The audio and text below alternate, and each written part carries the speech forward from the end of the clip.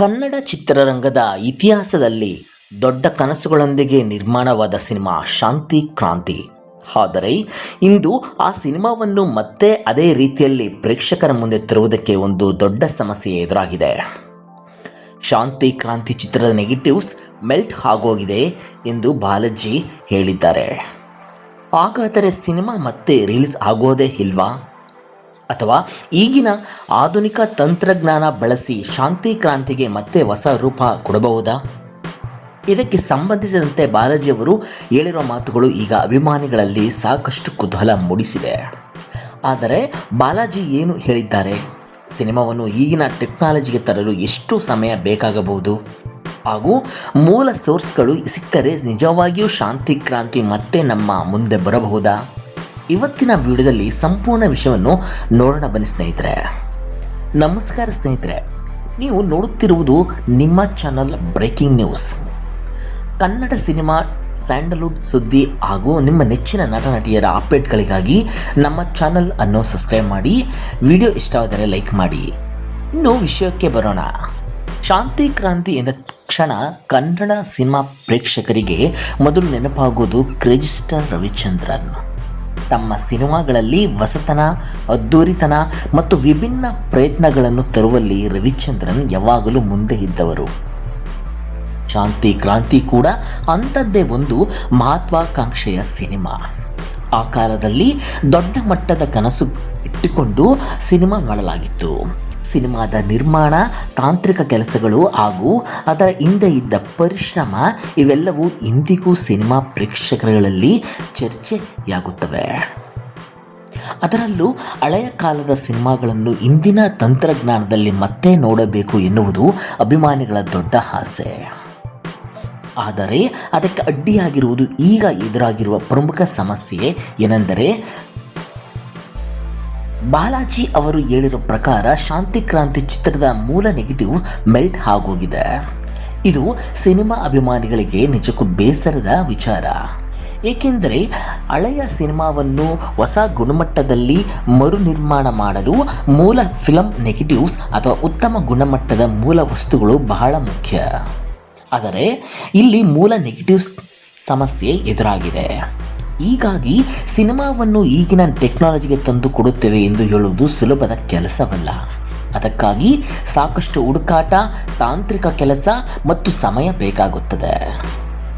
ಬಾಲಾಜಿ ಅವರು ಹೇಳಿರೋ ಮತ್ತೊಂದು ಪ್ರಮುಖ ವಿಷಯವೇನೆಂದರೆ, ಈಗಿನ ಟೆಕ್ನಾಲಜಿಗೆ ಶಾಂತಿ ಕ್ರಾಂತಿಯನ್ನು ತಂದು ಮಾಡುವ ಕೆಲಸ ಅಷ್ಟು ಸುಲಭವಲ್ಲ.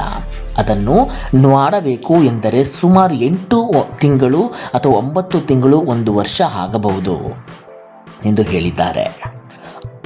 ಅಂದರೆ ಇದು 1-2 ದಿನಗಳಲ್ಲಿ ಮುಗಿಬಹುದಾದ ಕೆಲಸವಲ್ಲ.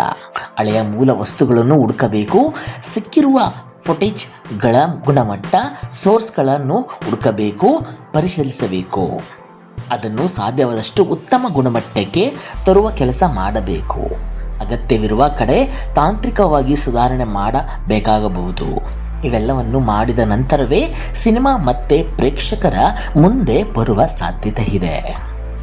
ಆದರೆ ಇಲ್ಲಿ ಅಭಿಮಾನಿಗಳಿಗೆ ಒಂದು ಆಶಾದಾಯಕ ಮಾತಿದೆ.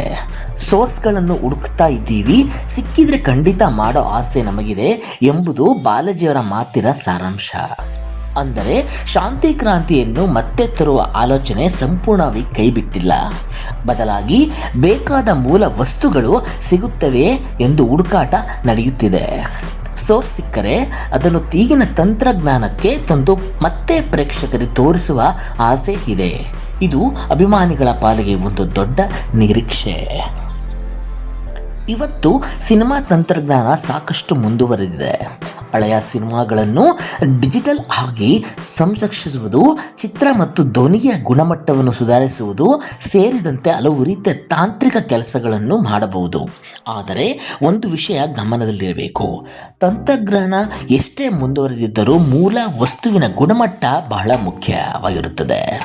ಮೂಲ ಫುಟೇಜ್ ಎಷ್ಟು ಉತ್ತಮವಾಗಿರುತ್ತದೋ ಎನ್ನುವುದರ ಮೇಲೆ ರಿಸ್ಟೋರೇಷನ್ ಕೆಲಸದ ಗುಣಮಟ್ಟವೂ ಅವಲಂಬಿತವಾಗಿರುತ್ತದೆ.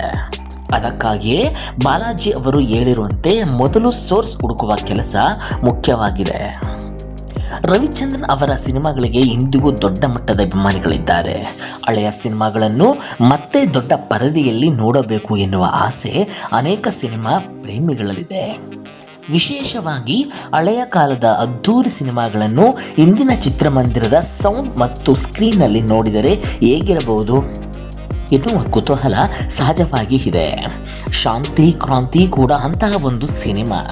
ಹೀಗಾಗಿ ಈ ಸಿನಿಮಾ ಹೊಸ ತಂತ್ರಜ್ಞಾನದಲ್ಲಿ ಮತ್ತೆ ಬಂದರೆ ಪ್ರೇಕ್ಷಕರ ಪ್ರತಿಕ್ರಿಯೆ ಹೇಗಿರಬಹುದು ಎನ್ನುವುದು ಕುತೂಹಲ ಮೂಡಿಸಿದೆ.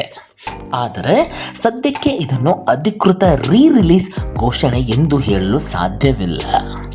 ಸೋರ್ಸ್ಗಳು ಸಿಗಬೇಕು, ಅದಾದ ನಂತರ ತಾಂತ್ರಿಕ ಕೆಲಸಗಳು ನಡೆಯಬೇಕು, ನಂತರವೇ ಮುಂದಿನ ನಿರ್ಧಾರ. ಇಲ್ಲಿ ಮತ್ತೊಂದು ಪ್ರಶ್ನೆ ಬರುತ್ತದೆ. ಸಿನಿಮಾವನ್ನು ಈಗಿನ ತಂತ್ರಜ್ಞಾನಕ್ಕೆ ತರಲು 8 ತಿಂಗಳು 9 ತಿಂಗಳು ಅಥವಾ 1 ವರ್ಷ ಬೇಕಾದರೆ ಅಭಿಮಾನಿಗಳು ಕಾಯುತ್ತಾರಾ? ಸಿನಿಮಾ ನಿಜವಾಗಿಯೂ ಉತ್ತಮ ಗುಣಮಟ್ಟದಲ್ಲಿ ಬಂದರೆ ಬಹುಶಃ ಕಾಯಲು ಸಿದ್ಧರಾಗಿರಬಹುದು. ಏಕೆಂದರೆ ಇದು ಕೇವಲ ಒಂದು ಸಿನಿಮಾ ರಿಲೀಸ್ ಮಾಡುವ ವಿಚಾರವಲ್ಲ, ಒಂದು ಕಾಲದ ಸಿನಿಮಾವನ್ನು ಮುಂದಿನ ಪೀಳಿಗೆಗೂ ಉಳಿಸಿಕೊಳ್ಳುವ ಪ್ರಯತ್ನವೂ ಆಗಬಹುದು. ಹಳೆಯ ಸಿನಿಮಾಗಳನ್ನು ಸಂರಕ್ಷಿಸುವ ಕೆಲಸಕ್ಕೆ ಇಂತಹ ಪ್ರಯತ್ನಗಳು ಬಹಳ ಮುಖ್ಯ. ಹಾಗಾಗಿ ಸದ್ಯದ ಪರಿಸ್ಥಿತಿಯನ್ನು ನೋಡಿದರೆ ಶಾಂತಿ ಕ್ರಾಂತಿ ಮತ್ತೆ ಬರುತ್ತದೆ ಎಂದು ಖಚಿತವಾಗಿ ಹೇಳುವ ಹಂತ ಇನ್ನೂ ಬಂದಿಲ್ಲ. ಆದರೆ ಮತ್ತೆ ತರುವ ಆಸೆ ಇದೆ. ಸೋರ್ಸ್ಗಳನ್ನು ಹುಡುಕುತ್ತಿದ್ದೇವೆ ಎನ್ನುವ ಮಾತು ಮಾತ್ರ ಅಭಿಮಾನಿಗಳಲ್ಲಿ ಹೊಸ ನಿರೀಕ್ಷೆ ಮೂಡಿಸಿದೆ. ಸೋರ್ಸ್ ಸಿಕ್ಕರೆ ಮುಂದಿನ ಕೆಲಸಗಳು ಆರಂಭವಾಗಬಹುದು, ಅದಕ್ಕೆ ಸಮಯ ಬೇಕಾಗಬಹುದು. ಆದರೆ ಸಿನಿಮಾ ಹೊಸ ತಂತ್ರಜ್ಞಾನದಲ್ಲಿ ಉತ್ತಮ ಗುಣಮಟ್ಟದೊಂದಿಗೆ ಬಂದರೆ ಅದು ಕನ್ನಡ ಸಿನಿಮಾ ಅಭಿಮಾನಿಗಳಿಗೆ ವಿಶೇಷ ಅನುಭವ ಆಗಿರಬಹುದು. ಹಾಗಾದರೆ ನಿಮ್ಮ ಅಭಿಪ್ರಾಯವೇನು? ಪ್ರೇಕ್ಷಕರು ಎಂಗೇಜ್ ಮಾಡಬಹುದು. ಹಾಗಾದರೆ ಸ್ನೇಹಿತರೆ, ನಿಮ್ಮ ಅಭಿಪ್ರಾಯವೇನು? ಅಭಿಮಾನಿಗಳು ಕಾಯುತ್ತಾರಾ? ನಿಮ್ಮ ಅಭಿಪ್ರಾಯವೇನು ತಿಳಿಸಿ. ಶಾಂತಿ ಕ್ರಾಂತಿ ಸಿನಿಮಾವನ್ನು ಈಗಿನ ಟೆಕ್ನಾಲಜಿಯಲ್ಲಿ ರೀಸ್ಟೋರ್ ಮಾಡಿ ಮತ್ತೆ ಚಿತ್ರಮಂದಿರದಲ್ಲಿ ರಿಲೀಸ್ ಮಾಡಬೇಕಾ, ಅಥವಾ ಹಳೆಯ ಸಿನಿಮಾವನ್ನು ಇದ್ದ ರೀತಿಯಲ್ಲೇ ಉಳಿಸಿಕೊಳ್ಳುವುದೇ ಉತ್ತಮನಾ? ನಿಮ್ಮ ಅಭಿಪ್ರಾಯವನ್ನು ಕಾಮೆಂಟ್ನಲ್ಲಿ ತಿಳಿಸಿ.